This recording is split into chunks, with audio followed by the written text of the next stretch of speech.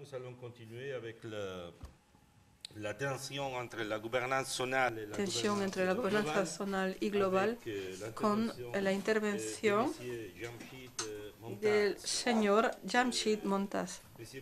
El señor Montaz realmente también es una personalidad, es profesor de Derecho Internacional en la Universidad de Teherán, en Irán, y miembro del Instituto de Derecho Internacional. Es conocido también porque fue presidente de la Comisión de Derechos Internacionales de las Naciones Unidas. Conoce desde hace mucho tiempo y muy bien todas estas materias porque fue miembro de la delegación de Irán en la tercera conferencia de la Convención de Naciones Unidas sobre el Derecho del Mar y miembro de la delegación de la Comisión Preparatoria de la Autoridad Internacional de Fondos Marinos y del Tribunal Internacional de Derecho del Mar y de la conferencia sobre las poblaciones de los peces y los migrantes, los peces migradores. Analizará esta tensión, gobernanza zonal y global con la represión de los actos ilegales en mar. Cuando quieran, señor Montaz. Muchas gracias, señor presidente, estimados colegas, señoras y señores. Con su permiso, señor presidente, a mí también me gustaría recordar a nuestro amigo y presidente fundador, el señor Daniel Vigne. Ayer se dijo que el señor Vigne era un hombre de ideas. Una de las primeras ideas que tuvo cuando yo me codé con él en el 74 en la conferencia sobre el derecho del mar, su primera idea era utilizar y explotar la presencia de eminentes juristas dentro de las diferentes delegaciones presentes en la conferencia. Y me siento orgulloso, me siento honrado de haberle ofrecido, en el marco de la revista iraní de Relaciones Internacionales, la hospitalidad. Pudimos, gracias a su iniciativa, dedicar 2 números especiales de esta revista a finales de la década de los 70 del siglo pasado a las cuestiones del derecho del mar. Y estos 2 números especiales sirvieron como trampolín para la redacción del nuevo manual del Rey del Mar, del derecho del mar, que fue editado por Daniel Vigne y el profesor Dupuy. Y existe una traducción inglesa publicada en las ediciones, la colección de la Academia Internacional de Derecho Internacional de La Haya. Si me permiten, me gustaría también agradecer a mi amigo y compañero, el señor Sobrino. Le agradezco haberme invitado a participar en este coloquio y hablarles de la criminalidad en el mar. De entrada, me gustaría delimitar el sujeto, concretizar y decirles que solo voy a hablar de los actos ilegales, ilícitos en el mar que fueron criminalizados por instrumentos convencionales. De hecho, hay 4 instrumentos que tengo que citar. Se trata, por supuesto, de la Convención de Naciones Unidas sobre el Derecho del Mar y tendríamos que referirnos a ella debido a la criminalización del acto de piratería, aunque algunos estados, un gran número de estados, todavía hayan criminalizado en su legislación nacional los actos de piratería.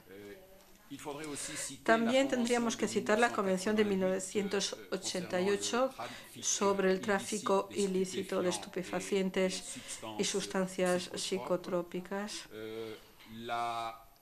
la Convención de Palermo del 2000 sobre tráfico ilícito de migrantes, o sea, el protocolo adicional de esta convención. Y también la Convención sobre actos ilegales contra la seguridad de la navegación marítima, una convención que es de Roma, 1988. Al respecto, creo que tenemos que observar una paradoja que existe en este marco. Y esto tiene que ver con el protocolo adicional de esta Convención de 1988, que fue adoptada en el año 2005. Estoy hablando de paradoja porque este protocolo criminaliza la transferencia por mar, el transporte por mar de las sustancias que sirven para fabricar armas de destrucción masiva.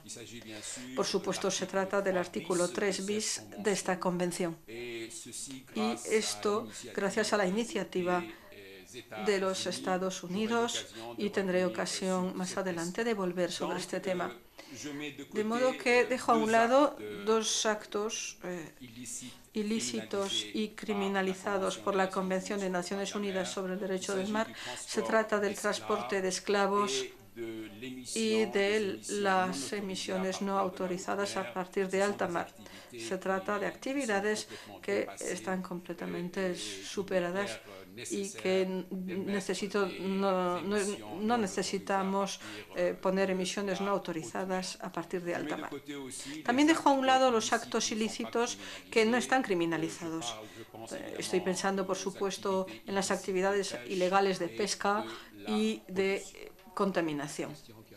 Una cuestión que ya fue tratada por mis compañeros hace un rato. En cuanto a la tensión entre gobernanza global y gobernanza zonal, esta tensión se percibe perfectamente en cuanto a la lucha contra la criminalidad en el mar. Y eso tanto se percibe a nivel de la prevención, la constatación y la prevención, sino que también a nivel de la represión. Por tanto, habría que hacer esta distinción entre ambas actividades que se someten a regímenes jurídicos diferentes. Empezaré hablando de la constatación y la prevención de estas infracciones. Está claro que les compete a los buques de guerra y los buques de Estado que tienen que atender al servicio público, constatar y hacer la prevención de estas infracciones. Una vez más, se necesitaría distinguir entre lo que ocurre en las zonas que no son de la competencia de la soberanía de los Estados, es decir, la alta mar y la zona económica exclusiva, y las actividades que se llevan a cabo en las zonas que compiten a la soberanía. En cuanto al alta mar, incluyendo la zona económica exclusiva, sabemos pertinentemente que, teniendo en cuenta el artículo 110 de la Convención de 1982, la Convención de Montego Bay, exceptuando los actos de piratería, de transporte de esclavos y de la navegación sin bandera, la competencia recae en el Estado de la bandera, que tiene exclusividad en materia de competencias para constatar las infracciones y actuar en materia de prevención. En todos estos casos, los Estados tienen la posibilidad, para los tres actos que acabo de citar, tienen la posibilidad, digo, de detener el buque y proceder a la investigación sobre el pabellón, sobre la bandera. La excepción es el transporte ilícito de drogas, de migrantes y actos de terrorismo, a los cuales hemos de añadir el transporte de sustancias que sirven para la fabricación de armas de destrucción masiva. En estos tres casos se necesitaría la autorización expresa del Estado del pabellón para poder constatar la infracción y prevenirla. Evidentemente, esta autorización expresa del Estado de la bandera cada vez es más flexible debido a los acuerdos que fueron firmados en el Estado de la bandera y los estados que tienen la voluntad de trabajar para esta constatación y prevención. En cuanto a la droga, evidentemente, como ya se dijo ayer, en el marco de la conferencia de 1982, el Reino Unido había propuesto que hubiera una disposición bastante dura que se incluyera en la Convención de 1982 para que se trate el tráfico de droga tal y como se trata la piratería y el transporte de esclavos. Esto no se hizo, hubo una oposición a esta propuesta y solo dentro del marco regional se pudieron tomar disposiciones para poder luchar contra esta infracción. Es obvio que rápidamente puedo citar el caso de los acuerdos regionales, la Convención del Consejo de Europa de 1995, que contempla una autorización tácita en caso de silencio del Estado de la bandera más allá de las 4 horas. Es decir, que si hay una solicitud que se hace al Estado del pabellón para poder detener el buque al que se sospecha que transporta droga, después de las 4 horas ya se considera que es una autorización tácita. O sea que toda una serie de acuerdos bilaterales firmadas entre Estados para afrontar este tráfico de droga. Podría citar el ejemplo del acuerdo firmado entre Reino Unido y Estados Unidos en 1981 y el acuerdo entre España e Italia en 1990 en cuanto a la lucha contra el tráfico en el Mediterráneo. Y otra convención también es una convención regional en el Caribe, en el Golfo de México del 2003. Creo que tal vez deberíamos detenernos un poco sobre la legislación americana en la materia. Cito la ley del 1986 de los Estados Unidos, Maritime Drug Law Enforcement Act, que autoriza la Marina Americana para abrir investigaciones y detener un buque si no hay una oposición de parte del capitán, comandante del buque. Hay que reconocer que en la mayoría de los casos estos capitanes se ven intimidados por la presencia de un buque de guerra y aceptan que se haga la investigación sin autorización del Estado del pabellón. En cuanto a los migrantes, las personas inmigrantes, ahí hay una posibilidad en el marco de la Convención del año 2000, Protocolo de Palermo, hay posibilidad de hacer una demanda y también existe la posibilidad de vadear esta demanda, de no hacerla después de pasado un periodo de silencio por parte del Estado del pabellón. Me gustaría insistir un poco en cuanto a la constatación de la infracción, es decir, el transporte de sustancias que sirven para la fabricación de armas de destrucción masiva. Antes decía que este protocolo del 2005 se lo debemos a la iniciativa de los Estados Unidos de América. Es la preocupación que existe dentro de la comunidad internacional después de los acontecimientos del 11 de septiembre de 2001, la destrucción de las 2 torres gemelas de Nueva York, y la resolución 1373 del Consejo de Seguridad adoptada a finales del mes de septiembre del mismo año. Esta resolución establece un vínculo entre el terrorismo y la proliferación de las armas de destrucción masiva, sobre todo cuando estas armas están en manos de actores no estatales. Por supuesto, se trata de grupos terroristas como Al-Qaeda. Los Estados Unidos se fundaron en esta resolución para tener toda una serie de iniciativas. Tal vez tengamos que decir unas palabras de esta iniciativa de seguridad contra la proliferación, que fue una idea del señor Bush, W. Bush, que en Cracovia, 2003, hizo un discurso para hablar de la necesidad de la cooperación entre los estados en alta mar con el fin de oponerse a este transporte de sustancias que puedan servir a la fabricación de armas de destrucción masiva. y de vectores, vectores utilizados para lanzar esas armas. Se trata de un sistema sumamente flexible, incluso se puede hablar de soft law, de ley blanda, porque no se trata de un instrumento convencional. Recientemente el señor Obama habló de transformar este instrumento flexible, que no es un instrumento convencional, en una convención en debida forma, pero no se hizo.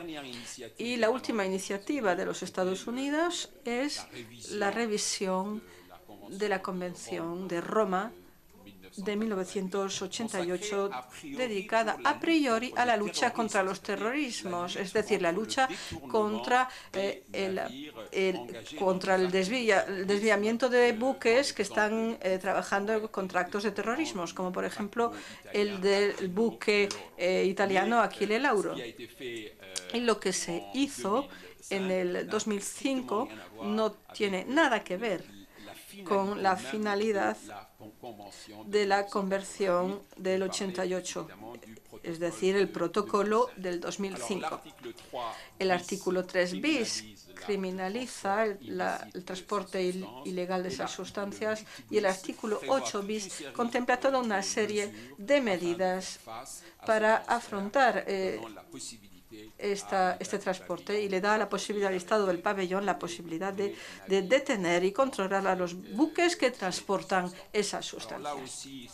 Una vez más, si los Estados están de acuerdo, si aceptan en el momento de la ratificación del tratado, pueden dar su permiso a los Estados que tienen la posibilidad de detener y hacer una investigación sobre el pabellón de estos buques a los que se sospecha transportan sustancias. Los Estados Unidos tienen acuerdos con todos estos estados que practican la libre matrícula, el libre registro. Hay 11 tratados firmados hoy, Shipborne Agreements.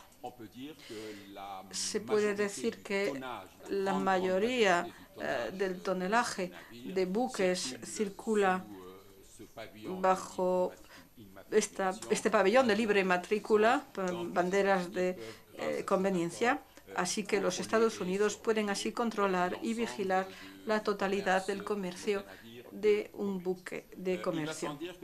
Está claro que en todos estos casos el Consejo de Seguridad puede actuar en el marco del capítulo 7 de la Carta de Naciones Unidas y, de modo más general, dar la posibilidad a los Estados miembros de controlar los buques que no enarbolan el pabellón de la Marina, que estaría autorizado, gracias a estas resoluciones, para detener y controlar el pabellón de estos estados. Se podrían citar resoluciones adoptadas en el marco del conflicto Irak-Kuwait, las resoluciones adoptadas en el conflicto haitiano y también el Dosida León, y también el conflicto yugoslavo. Incluso hubo una autorización para que los buques de guerra de ciertos estados que colaboraban con las Naciones Unidas podían entrar en el mar territorial de Yugoslavia, lo cual me trae el tema de la prevención y la constatación del acto incriminado en las zonas sometidas a la soberanía de los estados. ¿Y cómo proceder? Ciertos estados consideran que podemos fundarnos en el artículo 19 de la Convención de Montego Bay de 1982, más específicamente en el hecho de que el paso de buques que proceden a estas actividades puede no ser considerado como una actividad conforme con el paso inofensivo. Tengo dudas en la medida en que la serie de actos que no se consideran como inocentes, que se encuentra en el párrafo 2 del artículo 19, es una lista exhaustiva, y tanto más que en el 89 los Estados Unidos y la URSS habían firmado un acuerdo sobre el hecho de que esta lista era una lista exhaustiva. Podemos considerar, por ejemplo, que el transporte de estas sustancias que puedan servir a la construcción de armas de destrucción masiva, el buque que atraviesa el mar territorial de un Estado, se considera como no ejerciendo el paso inocente. De todos modos, los americanos se fundaron en el principio de la autoprotección para detener y controlar en su mar territorial un cierto número de buques sospechosos de estar conteniendo actividades que yo he mencionado. Partiendo de la base de esta idea, partiendo de esta base, el Consejo de Seguridad adoptó toda una serie de resoluciones para luchar contra la piratería y autorizar a los Estados que tienen intención y voluntad de hacerlo para que entren en el mar territorial de Somalia para luchar contra la piratería. La última resolución adoptada es la 1897 del 21 de noviembre de 2012, que para una duración de 12 meses sigue dando esta autorización para actuar en el mar territorial de Somalia. Voy a pasar a la segunda parte de mi ponencia, que trata de la represión de la infracción. Una vez más, la represión compite al Estado del pabellón, excepto excepciones. Y la más importante, evidentemente, es la lucha contra la piratería, en la que los Estados pueden ejercer la competencia universal, que se puede decir así es la auténtica competencia universal fundada en el derecho consuetudinario. La misma posibilidad se ofrece en el marco de la Convención del 88 respecto de los actos ilícitos contra la seguridad de la navegación marítima. Ahí hay que distinguir entre la competencia obligatoria y la competencia facultativa ofrecida a los Estados, otros que el Estado del pabellón, el Estado en la persona, el Estado cuya persona tiene nacionalidad y sospechoso de ejercer esta actividad criminalizada en el marco de la Convención de 1988, puede ejercer su competencia universal. Y ocurre lo mismo con la competencia facultativa, la nacionalidad de la víctima, no solo la nacionalidad de la víctima, sino también el Estado que considera que el acto ilícito está perjudicando a su crédito. Estamos hablando aquí de la competencia del Estado en la soberanía que se ve lesionada por un acto ilícito. En cuanto a los inmigrantes y la lucha contra el tráfico ilegal de inmigrantes, pienso que la Convención de 1982 puede ser utilizada como una base para luchar contra este tráfico. Y me gustaría recordarles que conforme al artículo 110 de la Convención, artículo que yo mencionaba anteriormente, es posible detener un buque que no lleve bandera, o incluso buques cuya bandera es sospechosa de no ser el auténtico pabellón. Como saben, la mayoría de los buques que proceden a este tipo de tráfico de inmigrantes son pequeñas embarcaciones que a menudo no llevan bandera o que llevan una bandera que no es legal. De modo que es la tesis que fue apoyada por Reino Unido después de la Segunda Guerra Mundial para oponerse a la inmigración ilegal de los judíos hacia Palestina. Y hay otro medio para luchar contra estas actividades ilícitas en alta mar. Es fundarse en esta famosa jurisprudencia Lotus, que se ha mencionado ayer, en la decisión de la Corte Permanente de la Justicia Internacional de 1927. Esta sentencia distingue entre el acto de autoridad en alta mar y el acto de jurisdicción. Turquía se había fundado en su ley nacional para juzgar al capitán del buque francés que estaba al origen del fallecimiento de ciertos ciudadanos turcos en aquel momento. Y la Corte le dio razón a Turquía y apartó el principio de la exclusividad del pabellón, lo cual era la tesis del gobierno francés ante la Corte, diciendo que hay que distinguir entre el acto de autoridad y el acto de jurisdicción. Creo que es una cuestión que es de pura actualidad. Podríamos fundarnos en esta jurisprudencia para autorizar hay un mayor número de estados que lo desean, que tienen voluntad política de hacerlo,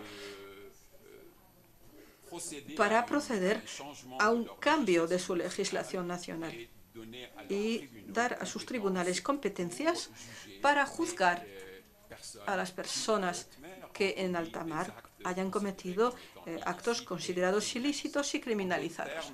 Dicho de otro modo, podemos pensar en el método que fue utilizado por la Convención en cuanto a la lucha contra la contaminación de los mares y la lucha contra la pesca ilegal, o sea, autorizar al Estado para que ejerce su jurisdicción sobre el buque que entra de forma voluntaria en el puerto nacional y ejercer lo que se llama la competencia del Estado del puerto. Todo esto es posible y ahí es donde me gustaría concluir. Todo esto es posible con la condición de tener una voluntad política real para juzgar a las personas que están cometiendo este tipo de actos ilegales. Desgraciadamente, esta voluntad no existe. Tenemos que afrontar una especie de laxismo por parte de los estados que no se comprometen en este tipo de represión. Solo lo hacen si sus intereses se ven perjudicados. Podríamos citar el ejemplo de la lucha contra la represión de la piratería. Desgraciadamente, todos sus estados están en el Océano Índico para luchar contra la piratería, pero prefieren casi siempre liberar a los piratas en lugar